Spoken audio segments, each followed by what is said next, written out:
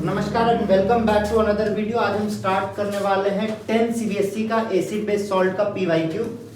Acid base salt I hope सब लोग पढ़ चुके होंगे। Yes sir.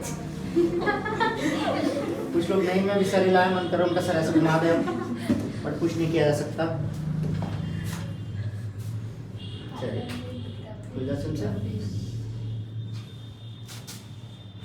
आइए, कुछ क्वेश्चंस हैं। अधिकतर क्वेश्चंस आप लोग दोबारा देखे होंगे। 10 इयर्स में सबसे अच्छी बात यह कि क्वेश्चन रिपीट होता है वन वे और अनदर। तो इसीलिए आप लोग को ईयर वाइज लाइन से तो नहीं है, पर सारे किसी न किसी ईयर के क्वेश्चंस हैं जो रिपीट हुए हैं और मोस्ट फ्रीक्वेंटली आस्क्ड क्वेश्चन से ही हैं। तो इनको सॉल्व करते हैं, शायद थोड़ा आप लोग को आइडिया लग जाए। थोड़ा बहुत आप लोग शायद पढ़े भी हो। पहला क्वेश्चन देखते हैं, व्हाट इज ऑब्जर्व। क्या ऑब्जर्व हो गया ये? पहला क्वेश्चन है, what is observe when carbon dioxide gas is passed through lime water. Become empty. तो ये वाला क्वेश्चन हम लोग कई बार किए हैं। पहला कह रहा है फॉर अ शॉर्ट ड्यूरेशन, तो शॉर्ट ड्यूरेशन के लिए जाएगा तो क्या होगा? Carbon dioxide turns lime water milky. For a long duration no effect, milky है मिल्की रह जाएगा और फिर उसके बाद कलरलेस हो जाएगा। अगर कार्बन डाइऑक्साइड को लाइम वाटर से देर तक पास करते हैं तो कलरलेस हो जाता है। कह रहा है also right the chemical equation for the reaction involve. लिख पाएंगे? रिएक्शन ट्राई करिए। लाइम वाटर का फॉर्मूला क्या होता है? लाइम वाटर का फॉर्मूला, लाइम वाटर का फॉर्मूला, हाँ 3 नहीं 2। तो दिस इज लाइम वाटर है ना, प्लस CO2। यही कह रहा है, it turns lime water milky. Milky क्यों हो जाता है? क्योंकि क्या बन जाएगा? Calcium carbonate plus water. तो इसी टॉपिक से कि कार्बन डाइऑक्साइड को लाइम वाटर से पास किए तो क्या होगा, इससे 4-5 क्वेश्चन बनते हैं। एक क्वेश्चन आप लोग को कल भी कराया गया था, ऐसा ही क्वेश्चन। तो पहला क्वेश्चन ये जो कई बार रिपीट हुआ है, ऑलमोस्ट ये हर साल आ जाता है। इसमें कोई दिक्कत नहीं है किसी को। अगर आपसे ये नहीं लिखा होता कि also right the chemical equation, तब भी आप केमिकल इक्वेशन लिखेंगे, ये जरूरी होता है। अगर केमिस्ट्री में अगर रिएक्शन इन्वॉल्व है, पूछे चाहे ना पूछे लिखना ही है। बायोलॉजी में अगर डायग्राम इन्वॉल्व है, पूछे चाहे ना पूछे लिखना ही है। सर बनाना है ना डायग्राम? हाँ, मतलब वही लिखोगी तभी ना बनेगा। अगला कह रहा है, right the name of the products formed when zinc reacts with NaOH। लिखिए तो। ये आपके एनसीईआरटी का क्वेश्चन है, एनसीईआरटी का रिएक्शन है। आप लोग से कहे थे एसिड बेस सॉल्ट के सारे रिएक्शन याद करने को, उसका है। अगर एनसीईआरटी के सारे रिएक्शंस याद कर लिए जाएंगे तो कोई भी एक्स्ट्रा रिएक्शन नहीं आएगा। तो एटलीस्ट सारे रिएक्शन लिख लीजिए। नहीं याद हो रहा है तो घर पे चिपका दीजिए, टांग दीजिए, कुछ भी कीजिए। खुद नहीं टंगना है बस, कि याद नहीं हो रहा है टंग लो, वो वाला काम नहीं। ये रिएक्शन करिए तो हट से। सर देखेंगे सर सोडियम जिंक बनेगा। Very good. कोई भी नई चीज नहीं दे रही है। क्या बोला है? जिंक रिएक्ट्स विद, ये हम लोग रिएक्शन पढ़े थे कि मेटल रिएक्ट्स विद बेस, और एनसीईआरटी में मेटल रिएक्ट्स विद बेस का बस यही एक इक्वेशन ही है। और इससे क्या बनता है? Na2ZnO2 sodium zincate plus hydrogen gas. जब भी मेटल रिएक्ट करता है एसिड या बेस से तो हाइड्रोजन गैस रिलीज होता है। दूसरी बात क्या था? Also right the balance chemical equation. Balance कर दीजिएगा आप, बैलेंस हो गया। तीसरी बात, हो गया। तीसरी बात कह रहा है, write a test to confirm the presence of the gas evolve. कौन सा गैस निकला? बर्न से तो पॉप साउंड। ये सब आप लोग को नहीं बताया गया है? कैसे भूल जा रहे हैं? हमको याद था, हम आए थे तो कर देते हैं। अगला क्वेश्चन है, घबराना मत। अगला क्वेश्चन क्या कह रहा है? देखिए पूरा क्वेश्चन कई बार बड़ा लिख के देता है, तो उससे डरना नहीं है। देखो क्वेश्चन में दे क्या रहा है। कह रहा है to a solution of, acid है या बेस है? 2 drops of phenolphthalein are added, state the colour change. तो फिनोप्थिलीन अगर बेस में डलता है तो क्या कलर चेंज होता है? पहले का आंसर। कोई भी नया क्वेश्चन आप लोग को नहीं मिलेगा। इससे नहीं घबराना है। एनसीईआरटी जितनी बार हो सके पढ़िए, प्रीवियस ईयर रटिए जितनी बार हो सके। दो में से एक काम करिए, हम कह रहे हैं प्रीवियस ईयर, क्योंकि उसमें आंसर लिखने का तरीका भी हमें पता है। ठीक है, अगला कह रहा है HCl is added dropwise to the solution, what will be the color change? Colourless, no change नहीं लिखते हैं, दोनों में डिफरेंस है। On adding few drops of NaH solution to the above mixture, the color of the solution reappears. Why? Direct question है, क्योंकि ये क्या है, बेस है, तो बस आप लिख देंगे। डायरेक्ट क्वेश्चन है, ईयर दिख रहा है ना 2013, ये 2015 का था। ऐसे ही क्वेश्चन हर साल आ रहा है। तो ये एसिड बेस की केमिकल प्रॉपर्टी पे क्या कलर चेंज कर रहा है। अब ये फिनोप्थिलीन की जगह लिटमस दे सकता था, मिथाइल ऑरेंज दे सकता था, टर्मरिक पाउडर दे सकता था, कुछ भी दे सकता था, पर क्वेश्चन नहीं बदलेगा, क्वेश्चन इसी तरीके से होगा।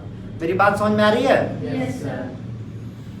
अगला देखिए, right the chemical name and formula of marble. CaO CO कि CaCO3? CaCO3। जल्दी में गलती नहीं करनी है, मार्बल है CaCO3। पहला मैटर सॉल्व। दूसरा कह रहा है it has been found that marbles of Taj are getting corroded due to development of industrial areas around it. Explain this fact giving a chemical equation. तो अब पूरे क्वेश्चन पे ध्यान मत दीजिए, इधर से हमें कोई मतलब ही नहीं है। यहाँ से स्टार्ट करेंगे। कोरोजन है ये, और कोरोजन कब होता है? जब एसिड किसी पे आता है, और इंडस्ट्री बनने के कारण क्या हो सकता है? Acid rain. बस इसी बात को आपको बताना था कि due to acid rain the calcium carbonate gets corroded. अब आपसे कह रहा है कि केमिकल रिएक्शन दीजिए, तो क्या है? Calcium carbonate. और क्या हम कोई ऐसा रिएक्शन पढ़े कि carbonate reacts with acid to give carbon dioxide, वाला रिएक्शन लिख देंगे। बात समझ में आ रही है? Yes, sir. किसी को कोई कष्ट नहीं है ना? वापस से देखिए, सेम क्वेश्चन 2013 रिपीट हुआ, सेम क्वेश्चन है तो पहला क्वेश्चन था। तो आपके पास क्वेश्चन ज्यादा नहीं है, 10 इयर्स रट जाइए, क्वेश्चंस है ही नहीं। अब क्योंकि एनसीईआरटी पढ़ के समझने का टाइम नहीं है, तो क्वेश्चंस रटिए। देखिए अगला क्वेश्चन देखिए,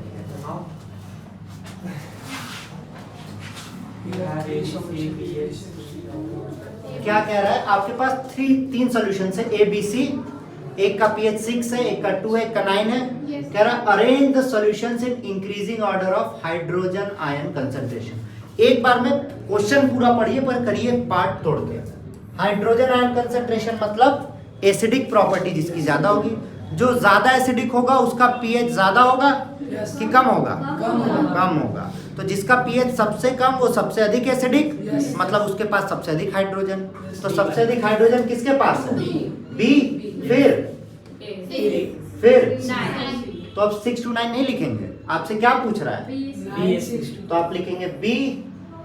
इंक्रीजिंग बोला है तो पहले सी लिखेंगे, फिर लिखेंगे CAB। इस तरीके से आंसर होना चाहिए, सी, ए और बी। और क्योंकि ये एक ही बार में पूछ लिया है, तो इसके बगल में आप ब्रैकेट में लिखेंगे हाइड्रोजन आयन कंसंट्रेशन, ताकि उसको पता रहे कि हम किस तरीके से बता रहे हैं। और आंसर ऐसे के फॉर्म में बिल्कुल नहीं होना चाहिए, पॉइंट वाइज। दूसरा पार्ट कह रहा है which of the three is most acidic, तो आप लिख देंगे B is most acidic. Next point, ठीक है? किसी को कोई दिक्कत नहीं है? अब अगला कह रहा है what happens to the hydrogen ion concentration in A as it is diluted. मतलब पानी अगर और डाल देंगे तो एसिडिक प्रॉपर्टी कम हो जाएगी, तो आप ये बात लिखेंगे। पर स्टार्ट कैसे करेंगे? एज वी, कहां चला गया क्वेश्चन चोरी?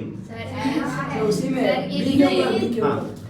As it is diluted the hydrogen ion concentration in A decreases and it becomes less acidic. बस आंसर खत्म, आपको कुछ अपनी तरफ से नहीं लिखना था। बात समझ में आ रही है? आंसर प्रेजेंट करने का तरीका बहुत इंपॉर्टेंट है, कैजुअल नहीं होना चाहिए। तो लिख देगा आंसर लिखने का तरीका कैजुअल है और फिर मार्क्स भी कैजुअल देगा, तो वो काम नहीं करना है। आंसर बहुत सुंदर तरीके से पेश कीजिए और पॉइंट वाइज। अगले पे बढ़े। कह रहा है if someone is suffering from a stomach problem called acidity, why is a solution of baking soda offered as a remedy? Because it is basic in nature, it neutralizes the बस क्योंकि ये क्या है, एसिडिक, और baking soda क्या होगा, basic. कौन सा रिएक्शन होता है दोनों को मिला के? पर अब आपको ये देखना है कि इसमें हम क्या और ऐड कर सकते हैं, क्योंकि कई बार क्या होता है कि आपकी कॉपी के पहले कोई और कॉपी चेक हुई और वो कॉपी बढ़िया थी और उसने कुछ बढ़िया पॉइंट लिख दिया, आपने नहीं लिखा, तो आपका मार्क्स कम हो जाएगा। तो अब हम देखते हैं कि हम इसको और क्या जानें। इतनी बात तो लिख देंगे न्यूट्रलाइजेशन वाली बात, फिर हम लिखेंगे it is also known as antacid, हाँ और हमारा पूरा पॉइंट खत्म। अब इसके अलावा कोई पॉइंट नहीं लिख सकता, तो कोई भी पॉइंट छोड़ के नहीं आलस में, क्या रहे यार छोड़ो, अब इतना लिख दिया, इतना ही तो पूछा था, अगर आ रहा है तो लिख दीजिए, यस पर ये नहीं कि 1 मार्क्स के आंसर में 1 पेज लिख के आए। हिंदी इंग्लिश नहीं बनाना है। रेमेडी मतलब क्या? रेमेडी मतलब सही करने के लिए। अगला कह रहा है write chemical name and formula of baking soda, ये भी हो जाएगा, Yes. कोई दिक्कत नहीं। What is water of crystallization? Sir वो टूथ को कहते हैं वाटर ऑफ। नहीं, No. वाटर मॉलिक्यूल्स को सुनिए, वाटर ऑफ क्रिस्टलाइजेशन क्या होता है? Sometimes during formation of molecules it क्या कहते हैं उसको, कुछ तो कहते हैं, कौन? it accumulates some water in its original form, it is known as water of crystallization। मतलब जब कंपाउंड बन रहा है तो कुछ वाटर का मॉलिक्यूल्स अपने में ऐसे ले लेगा डायरेक्ट, यस डिसॉल्व फॉर्म में नहीं, डायरेक्ट फॉर्म में, और उसी को कहते हैं वाटर ऑफ क्रिस्टलाइजेशन। जैसे कि मान लेते हैं ये एक सॉलिड है, इसके बीच में ये वाटर है अपने ओरिजिनल फॉर्म में, तो ये वाटर ऑफ क्रिस्टलाइजेशन होगा। इसको अगर गर्म करेंगे तो ये भाप बन के निकल आएगा। यस वाटर ऑफ क्रिस्टलाइजेशन की स्पेशलिटी होती है। ये ऐसे भी निकल गया। कह रहा write the common name and chemical formula of a commercially important compound which has 10 water molecules as water of crystallization. कोई सॉल्ट पढ़े हैं? Yes sir. कौन सा? वॉशिंग सोडा, उसमें 10 मॉलिक्यूल्स है वाटर ऑफ क्रिस्टलाइजेशन के, वही बोल रहा है लिखने को, Na2CO3.10H2O, Na2CO3 ना, NaHCO3, कोई दिक्कत? Sodium bicarbonate. तो NaHCO3, बात समझ में आ गई? Yes. कोई दिक्कत नहीं? How is this compound obtained? इसका प्रिपरेशन पढ़े वॉशिंग सोडा का सॉल्ट में, अरे हाँ या नहीं? हाँ right the chemical equation also, list any 2 uses of this. तो ये पूरा क्वेश्चन किस पे है? Washing soda. तो सॉल्ट पे ऐसे ही क्वेश्चन आएगा, प्रिपरेशन और उसका यूज। कोई दिक्कत? आगे देखिए, हाइड्रेटेड कॉपर सल्फेट का केमिकल फॉर्मूला और एनहाइड्रस का, इसमें वाटर होगा और इसमें वाटर नहीं होगा। कह रहा है give an activity illustrate how these two are इंटरकन्वर्टिबल।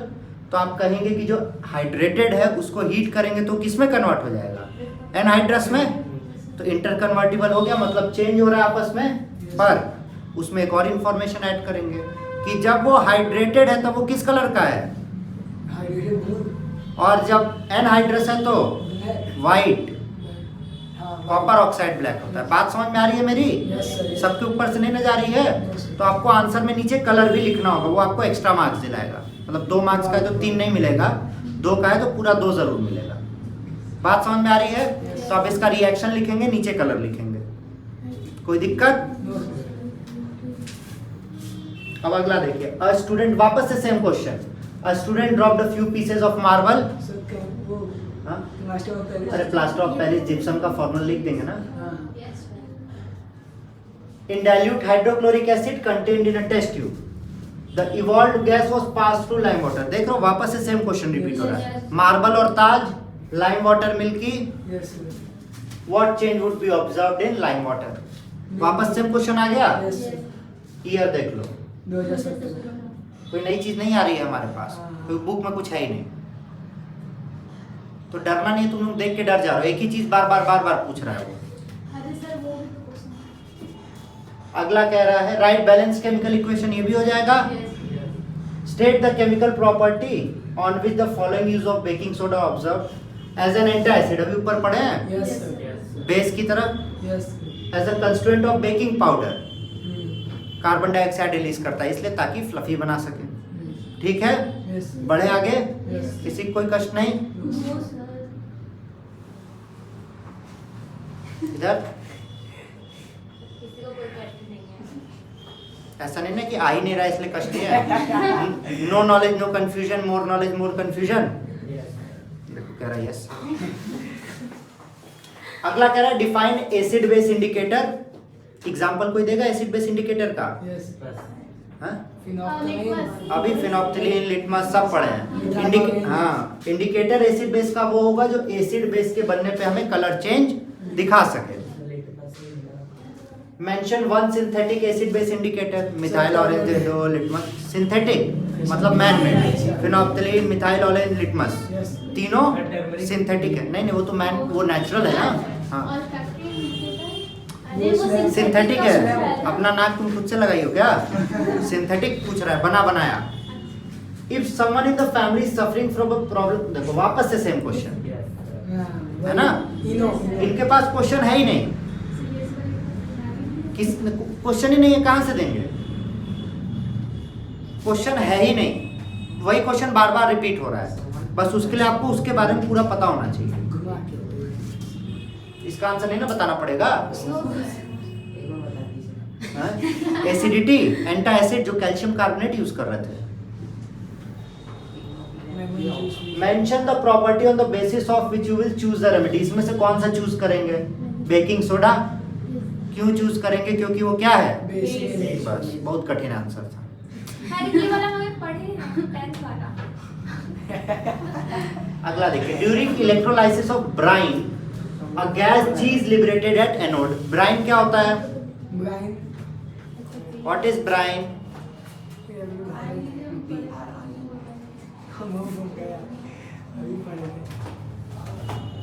Bryan क्या होता है बच्चों? वाइन नहीं, ब्राइन। कोई वाइन बताने की कोशिश ना करे। Acidified water is Bryan CaOH2 जो है ब्राइन है। With acidified water, COH2 plus पानी, एक्वस। ठीक है, उसी को ब्राइन सोल्यूशन बोलते हैं। अरे हाँ तो CaOH2 aqueous is known as brine. कह रहा है इसका इलेक्ट्रोलाइसिस किए तो G के पास एक गैस गया, और जब इस गैस G को स्लेट लाइन से पास किए तो एक कंपाउंड C बना जो ड्रिंकिंग वाटर को डिसइंफेक्ट करने के वाशिंग सोडा।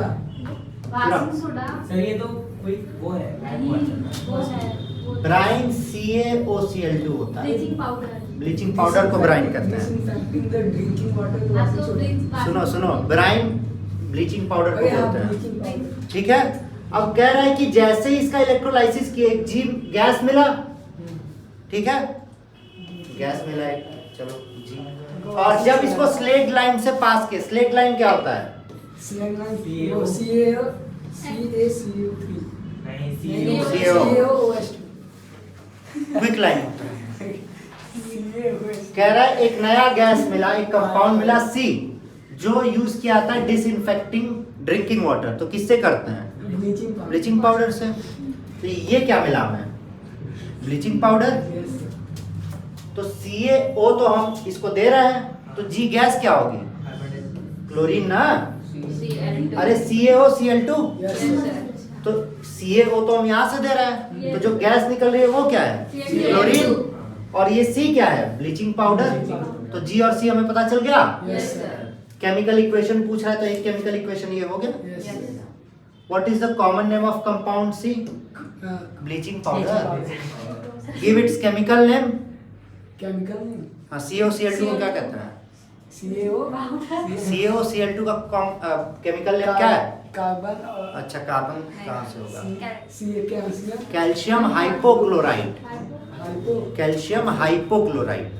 सही एक ही और सी लेना तो तो हाइपो का कम है ना, कम और ज्यादा से होता है। Calcium hypo. ठीक है, बढ़े आगे। यस अगला कह रहा है Sugandha prepares HCl gas in her school laboratory using certain chemicals. She puts both dry and wet blue litmus paper in contact with the gas. आगे बढ़े। यस ड्राई एंड वेट बोला है, मतलब कुछ तो काम है। Name the reagents used by Sugandha to prepare HCl gas. कौन से इस्तेमाल की होगी? Hydrogen and chlorine. Hydrogen and chlorine gas. Show the colour changes observe with dry and wet blue litmus paper. Dry के साथ क्या होगा? No change. और वेट के साथ क्या होगा? क्योंकि asset turns blue litmus. Show the formation of ion when HCl gas combines with water. कौन सा आयन बनेगा? H3O plus. गुड, क्योंकि एसिड जब वाटर से रिएक्ट करता है तो हाइड्रोनियम आयन देता है और क्लोरीन आयन बनेगा। यस बात समझ आई? ऐसा ही सेम क्वेश्चन ऊपर भी पूछ रहा था जब pH के हिसाब से हमें चेंज करना था। तो कहानी समझ में आ रही है? क्वेश्चन यही सब रिपीट हो रहे हैं बार बार, नए क्वेश्चंस नहीं कुछ भी आएंगे। बस कोई कष्ट नहीं ना किसी को? एसिड बेस सॉल्ट पढ़िए। मिलेंगे हम लोग अगले वीडियो में कुछ नए चैप्टर्स के साथ। नया चैप्टर, नेक्स्ट चैप्टर कौन सा है बच्चों? Metal bio. कंट्रोल एंड तो कोऑर्डिनेशन। अगला कंट्रोल एंड कोऑर्डिनेशन का PYQ कराएंगे। मिलते हैं आपसे। जो लाइक शेयर सब्सक्राइब नहीं किया उसका 90% कम आएगा। दुखदायक